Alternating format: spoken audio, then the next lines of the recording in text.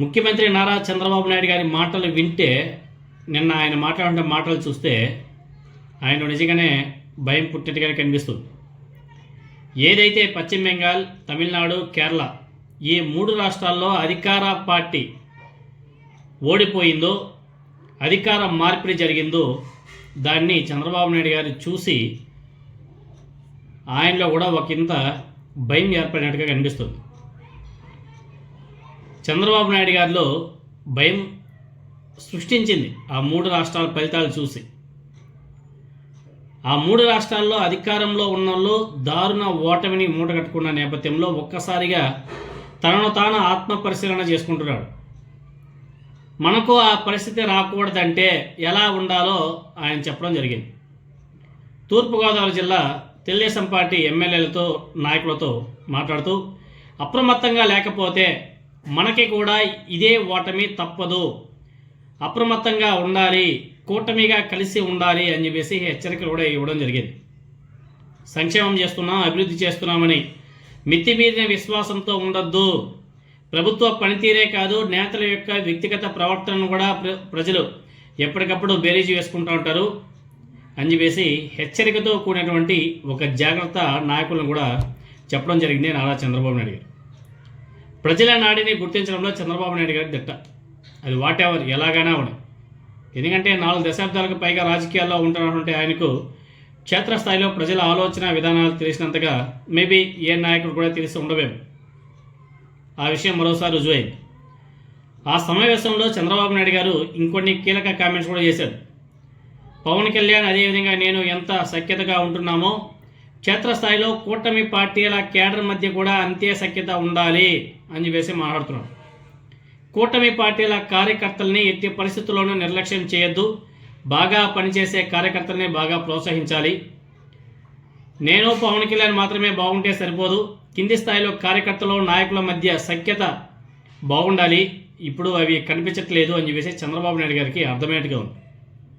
అలా ఉంటే రాజకీయంగా చాలా నష్టపోతామని చెప్పేసి గ్రహించేట్టుగా ఉన్నాడు. అయితే పవన్ కళ్యాణ్ గారికి తాను గౌరవంతో పాటు ఇంకా మంచిగా కూడా చూసుకుంటున్నట్లుగా క్షేత్రస్థాయిలో జనసేన పార్టీ నాయకులను, తెలుగుదేశం పార్టీ ఎమ్మెల్యేలు చూసుకుంటున్నారని అనుకోవడం ఒక భ్రమే. రాజకీయాల్లో ఎప్పుడు అది జరిగే పని కూడా కాదు.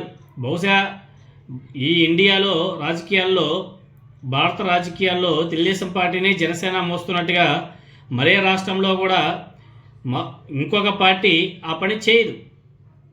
రాజకీయాల్లో అలా చేయడం కూడా కుదరదు. ఎక్కడైనా ఏ రాజకీయ పార్టీ అయినా సొంతంగా ఎదగడానికి ప్రయత్నాలు చేస్తూ ఉంటారు. జనసేన మాదిరిగా అయితే తమిళనాడులో టీవీకి అధినేత విజయ్ గారు ఘన విజయం సాధించడం ఎప్పటికీ సాధ్యమయ్యేది కాదు. 2 ఏళ్ల క్రితమే పార్టీ పెట్టాను, క్షేత్రస్థాయిలో బలపడలేదని చెప్పేసి విజయ్ గారు అనుకొని ఉంటే ఇవాళ ఆయన దేశ దృష్టిని కూడా తన వైపు ఆకర్షించే పరిస్థితి ఉండేది కాదు. ఇప్పుడు యావత్ దేశం మొత్తం కూడా ఆయన గురించి ఆలోచన చేస్తుంది. తమిళనాడు రాష్ట్ర ముఖ్యమంత్రి టీవీకే విజయ్ అని చెప్పేసి విజయ్ అని చెప్పేసి చెప్పుకుంటామంటే ఎంత గొప్పగా ఉంటుంది. అంతెందుకు, జనసేన బలపడేందుకు తెలుగుదేశం పార్టీ సహకరిస్తుందా? ఈ ప్రశ్నకు సమాధానం చెప్పగలరా చంద్రబాబు నాయుడు గారు? తన ప్రయోజనాల కోసం జనసేన పార్టీ పనిచేసేంత వరకే టీడీపీ అభిమానం, ప్రేమ చూపిస్తుంది. కాదని ఏ రోజైతే తెలుస్తుందో ఆ వెంటనే అణచివేత మొదలవుతుంది. ప్రస్తుతం అధికారం మీద జనసేన కేడర్లో ఆశ, నమ్మకం క్రమంగా పోయింది. అధికారంలో భాగస్వామ్యమే తప్ప ఇతర ఏ ప్రయోజనాలు కూడా లభించడం లేదని చెప్పేసి జన సైనికులు కూడా ఆవేదన వ్యక్తం చేస్తున్నారు. అలాంటప్పుడు నిత్యం కూటమి అధికారాన్ని కాపాడాలనే ఆశయం జనసేన పార్టీ నేతలు, కార్యకర్తల్లో ఉండే అవకాశం కూడా లేదు. అందుకే పవన్ కళ్యాణ్ అదేవిధంగా తాను కలిసి ఉన్నంత మాత్రాన సరిపోదు, అదే స్థాయిలో క్షేత్రస్థాయిలో కూడా ఉంటేనే రాజకీయ ప్రయోజనం అని చెప్పేసి చంద్రబాబు నాయుడు గారు భావిస్తున్నాడు. అదే వాళ్ళ నేతలు కూడా చెప్పడం జరిగింది.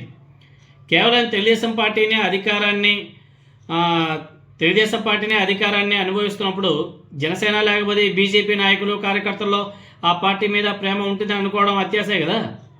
ఎందుకంటే వాళ్ళు కూడా పవర్ షేరింగ్ కావాలి కదా. అధికారంలో ఉన్న తర్వాత ప్రయోజనాలను ఆశిస్తారు.